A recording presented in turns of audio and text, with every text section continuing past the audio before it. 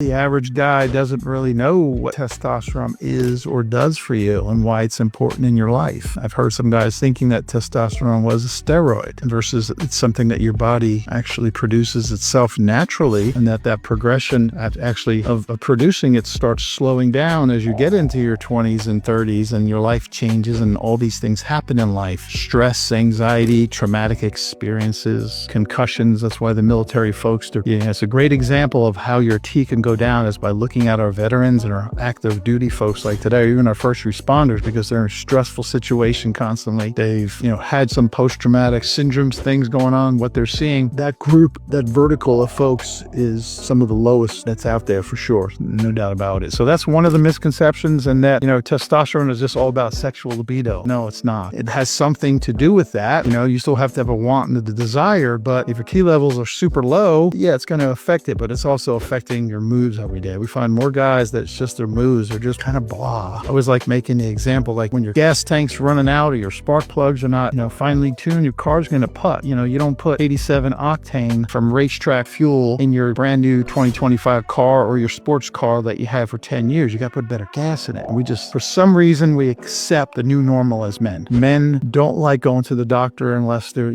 bleeding out the mouth or they have a heart attack or they cut themselves wide open.